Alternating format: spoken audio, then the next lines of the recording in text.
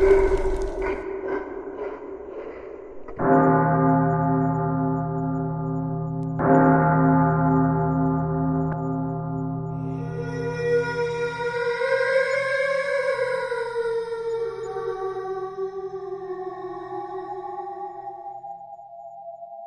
gabi, Kuya Berto.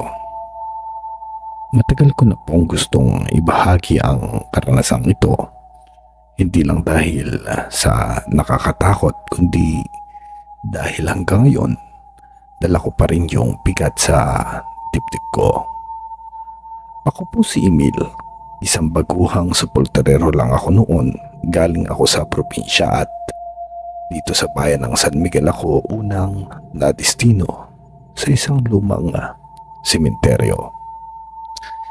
Tahimik ang lugar, kuya.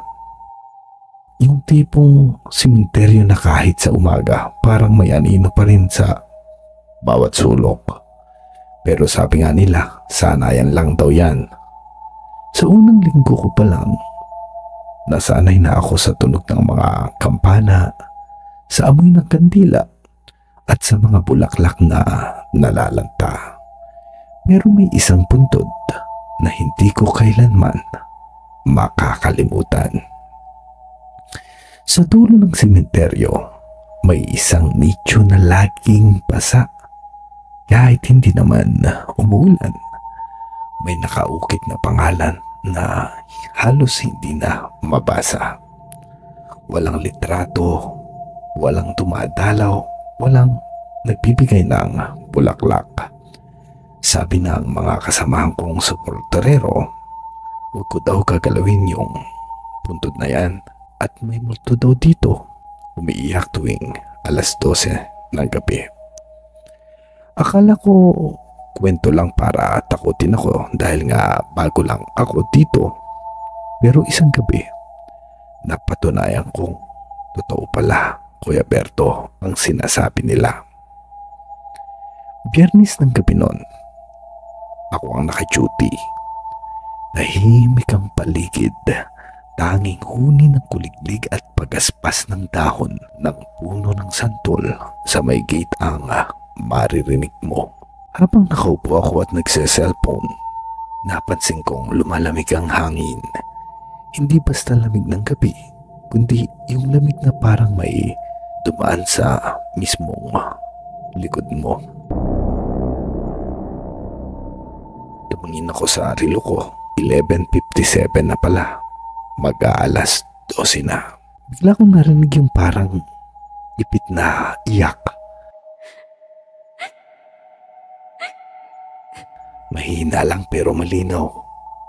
Boses ng babae, Kuya Berto. Napalingon ako sa paligid. Wala namang tao. Pero nung itutok ko yung flashlight ko sa dulo ng sementeryo, nakita ko yung puntod na sinasabi ng dalawa kong kasamang supporterero. Basa ang paligid at may puting panyo sa ibabaw ng lapida. Kahit alam kong nilinis ko na yun kaninang umaga. Lumapit ako, Kuya Berto. Habang papalapit ako ng papalapit ay mas lumalakas yung iyak.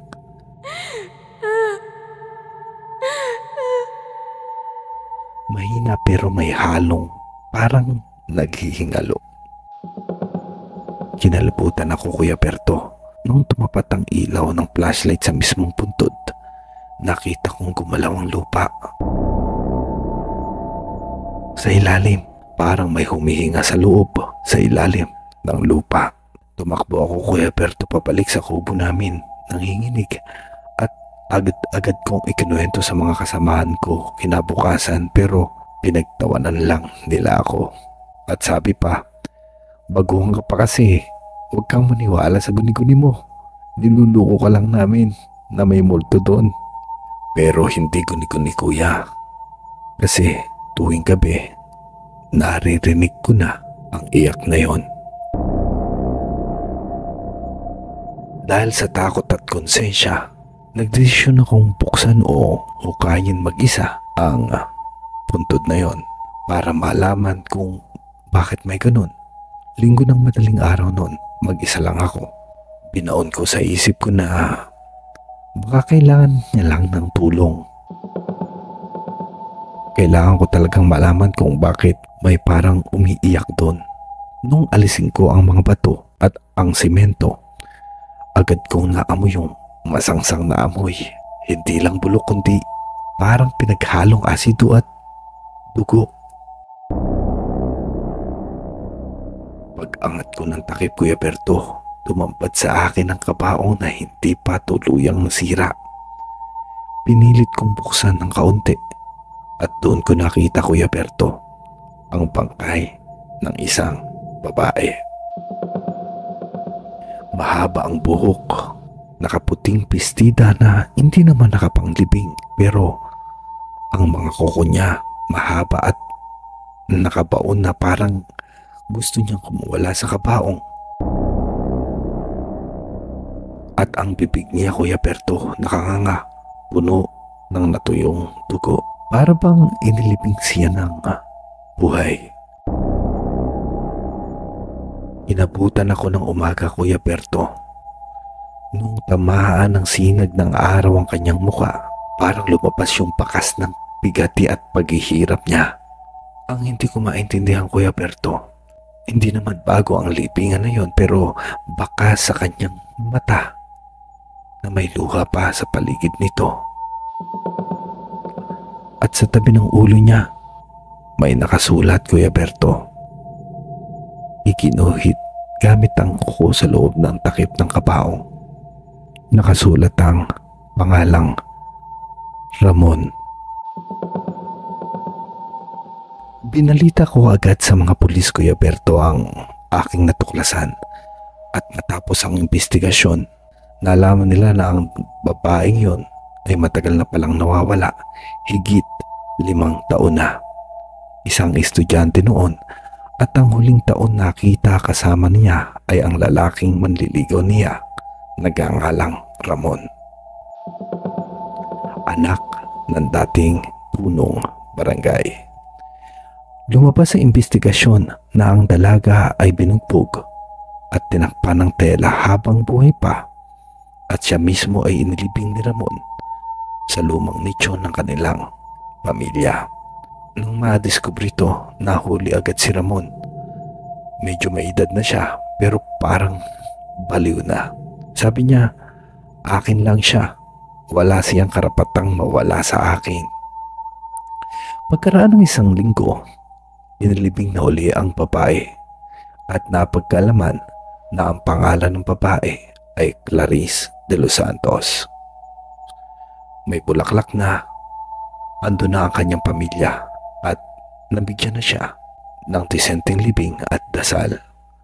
Habang inililibing siya, malakas ang hangin pero walang takot sa paligid. Tahimik, para siyang mismo ay nagpasalamat. At simula noon, wala nang iyak akong naririnig tuwing gabi. Wala nang kumakalusko sa puntod. At ang pangalan ni Clarice M. de los Santos ay malinaw mo nang mapapasa sa kanyang lapida.